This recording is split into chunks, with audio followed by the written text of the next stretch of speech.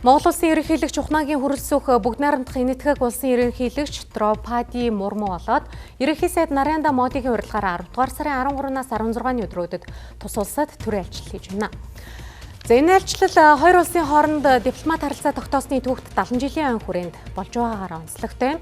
Мөн альчлалын үрээнд Монгол улс болоод бүгд найрамдах энэтхэг улсын стратегийн түншлэлийн харилцааг бэхжүүлэх тухай хамтарсан мэдээлэл гаргаж, хоёр улсын харилцааны эргэцэн үндсийг бэхжүүлэхтэй холбоотой 10 орчим баримт бичигт гар үсэг зургаар төлөвлөжээ.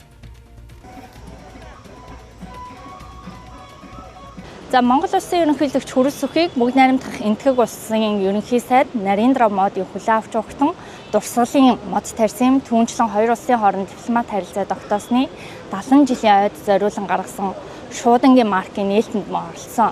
Түүнчлэн хоёр улсын хооронд хамтын ажиллагааны 10 гаруй баримт бичгийг байгуулсан. Тэдгээрээс онцлон дурдах юм бол Богд хааны өвлийн ордныг сэргээн засварлах, хамгаалах, мөн хоршоолыг дэмжих тухай жижиг зардал багтаа төслүүдийг дэмжихэд энэтхэгийн тусламжийг сайжруулах, мөн хоёр улсын хамтын ажиллагааны хүрээнд хүмүүнлэгийн тусламжийг дэмжих тухай хамтран ажиллах эдгээр санал жижиг баримт бичгүүдийг байгууллаа.